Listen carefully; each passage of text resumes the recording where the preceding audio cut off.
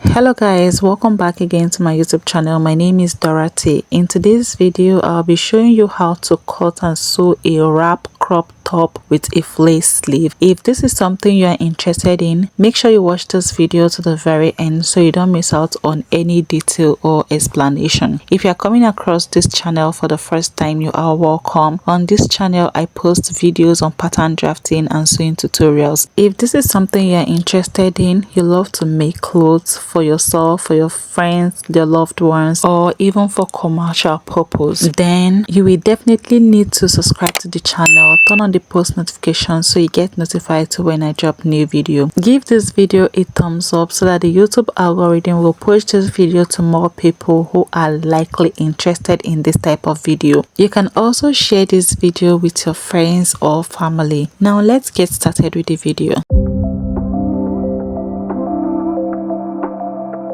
I'm using this beautiful crepe fabric for this tutorial, and what I'm having here is 3 yards. The dress that I'm making with this material is a 2-piece. I'm going to be making a wrap crop top with a flace skirt, so this 3 yards will be enough. But if you're on a bigger size, then you can definitely go for 3.5 yards or 4 yards depending on what you want. Okay, I'm going to take this fabric off camera to cut out the portion that I'll be needing for the wrap top. This is the portion that I cut out for the back piece because we'll be drafting the back piece first. So I will fold this piece into 2 like this. So go ahead and do the same thing, fold your fabric into 2. This fabric is a bit shaky, so what I'm going to do, I'm going to use my pin to hold the edges down so that by the time I'm drafting on this piece it will not move. So you can go ahead and do the same thing, pin the edges of your fabric down. The measurement that I use in cutting out this piece is the biggest body measurement for the upper bodies, which happens to be the bust measurement. So I divided the bust measurement by 4, measure it on the fabric, then I added sewing allowance, then I went on to mark the length of the top. After that I cut it out from the bigger fabric. To draft this back piece, the first thing I'm going to do is to rule an horizontal line on this top right here, and this horizontal line will serve as the shoulder line or starting line. So go ahead and rule an horizontal line that will serve as a shoulder line or starting line. To mark the neckline measurement, the neck width I will be working with is 3 inches. So on the shoulder line I marked the 3 inches, while for the neck depth from the shoulder line I came down by 1.5 inches, then I mark it. This neckline measurement is for the back piece. Now I will use my free hand to connect these 2 points together to create a round neckline. Still on the shoulder line I will mark half of my shoulder measurement. The shoulder measurement I am working with is 16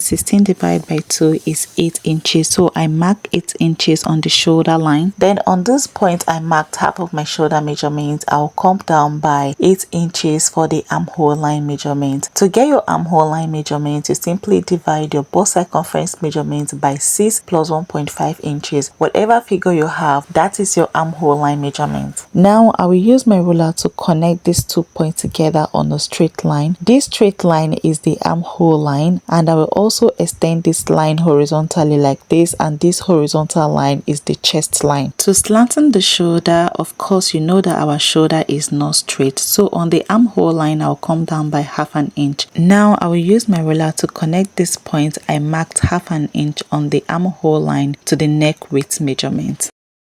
To create the armhole curve, I will measure what I have left on the armhole line, then I will divide it by 2 by bending my tape rule like this, and I will mark the midpoint. On this midpoint I will come in by 1/2 inch. Then here on the chest line I will divide my round bust measurement by 4 and I will mark it. The round bust measurement I am working with is 37 divided by 4 is 9.25, so I mark the 9.25 here on the chest line. Now I'm going to use my curve ruler to connect these 3 points together to create the armhole curve. On this chest line I'm going to add my sewing allowance, so I added 1.5 inches sewing allowance here on the chest line. Now let's mark all the vertical points. So here on the shoulder line I came down by 19 inches and make a mark. Since I've already marked my chest measurement, you know, whatever I mark on my chest measurement is the same as what I will mark on the bust point, and whatever I will mark on the waist measurement, that is what I will mark on the length of the the top, so there is no need for me to mark all these lines separately. I will just go directly to the point and mark all the important lines. After marking the length of the top, I'm just going to use my ruler to connect these points that I have marked horizontally. On this length of the top, I'm going to divide my round waist measurement by 4 and I'll mark it. The round waist measurement I am working with is 35. 35 divided by 4 is 8.75. So I mark 8.75 on this top length here. Then I added 1.5 inches sewing allowance. Now I will use my freehand to connect the points together. So guys, we are done drafting the back piece. Now let's cut this out.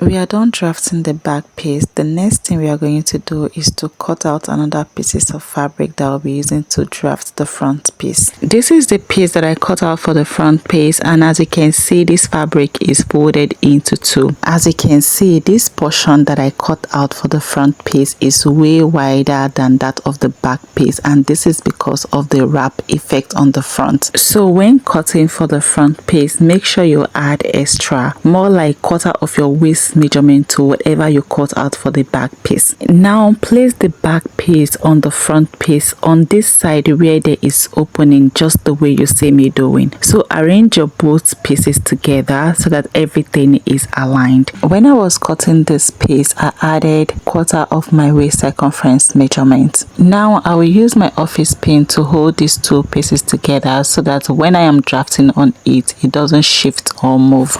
So go ahead and do the same thing. You can use your office pin to hold the pieces together, or you can even place a heavy object on the pieces. Now I will use my scissors to trim off the length. Now to draft the front piece, on this center front I will come up by 2 inches and I'll make a mark, and I will also use the chalk to mark the neck width. After that, I will just shift the back neckline like this. Then I will use my ruler to connect this point I marked on the neck width to this point I came down by 2 inches on the center front.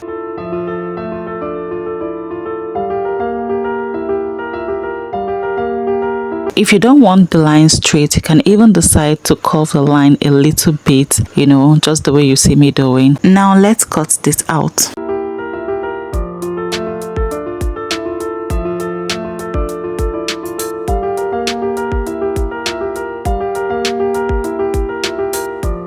So guys, we are basically done drafting the front and the back pieces. So the next thing we are going to be doing is to sew this. But before we start sewing, I'll first of all remove the office pins, just the way you see me doing. To start sewing this, the first thing I will be working on is the neckline. I'll be using the bias strip to pipe the neckline. You can decide to cut a facing for your neckline or use a bias strip, just the way you see me doing. So I will fix the bias strip around the neckline like this. Then I'll use my office pin to hold it together. After that, I'm going to go over to the sewing machine and I will first of all stitch the bias to the neckline. After I am done stitching the bias, I'm going to fold the bias tip like this. Then I will fold it again to cover up the rough edge on the neckline. When I'm done with that, I'm going to run a top stitch all the way around the neckline. I will do this to the front pieces as well. So let me go and do this and bring it so that you see what it looks like.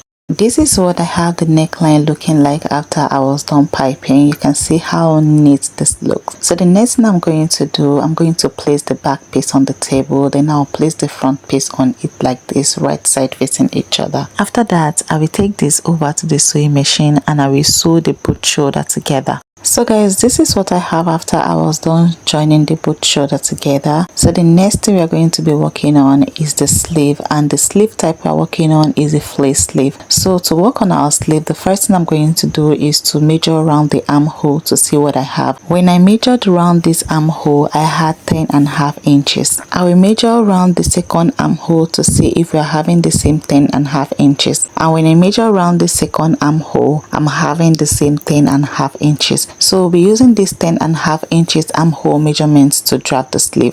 To cut the sleeve, you're going to fold your fabric in a bias form or in a triangular form like this. Then you use a measuring tape to locate where the 10.5 inches armhole measurement falls on the fabric. So mine fall right here, so I'm just going to indicate by marking on both sides like this. After that, I will use my ruler to connect the 2 points together horizontally like this, and this horizontal line will serve as the starting line. On this new line, I will go up by 4.5 inches for the bicep measurement.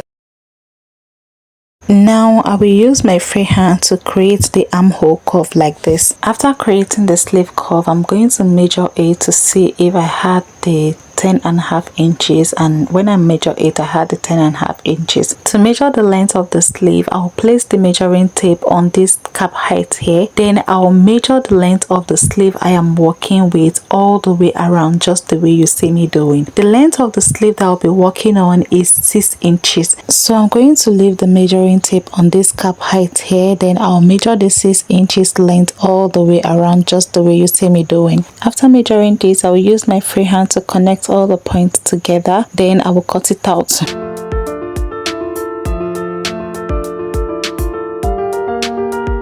This is what the sleeve looked like after I was done cutting. It's somehow funny, but this is how it should be, except you want your sleeve longer. So now I'm going to fold it back, and then I will notch the midpoint like this. After that, I will place the sleeve on another piece of fabric to cut the second piece out. This is what I have after I was done cutting the second sleeve. Now let's fix the sleeve. I'm going to place this notch point on the sleeve on top of this shoulder joining. Make sure that the right face of each fabric are facing each other. Then you're going to arrange the sleeve on the top armhole like this. Then I'll take this over to the sewing machine and I'll sew this. I will do the same thing to the second sleeve as well. This is what I have after I was done attaching the sleeve to the top, and I did the same thing to the second side of the sleeve as well. So the next thing is to arrange the both sides like this, just the way you see me doing. Then I'm going to take this over to the sewing machine to sew this side by the sewing allowance that I left, and I will do the same thing to this other side. I will arrange the both pieces together on the side. Then I'll go over to the sewing machine and I'll stitch from the armhole all the way down to the length of the top. This is what I have after I was done sewing the both side. You can see how neat it is. Let me turn this over to the right side so that you see what it looks like,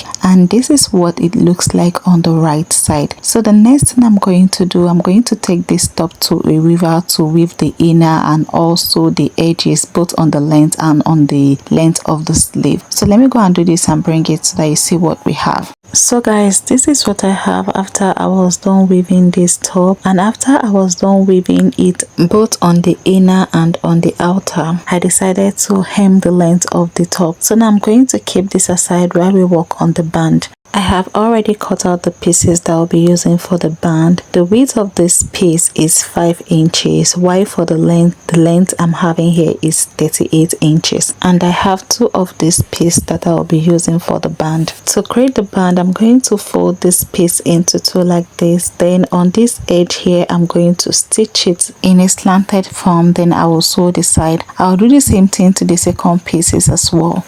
This is what I have after I was done sewing the band. I'm so sorry that this part of the video is blurry. NEPA sees the light and it was almost getting dark, so I had to hurry to film this part of the video. So please manage it with me, okay? So I'm just going to turn this band to the right face, and I will do the same thing to the second band as well. I'll turn it over to the right side. Now I'm going to place the band on this part here, okay? You can go ahead to use a pin to hold it together before you stitch, but I'll just do this directly on the sewing machine. So I'll place my band on the top like this, then I'll stitch, and I'll do the same thing to the second side as well. So guys, this is what I have after I was done fixing the band, and this brings us to the end of this tutorial. If you find this tutorial very helpful, encourage me by giving this video a thumb up.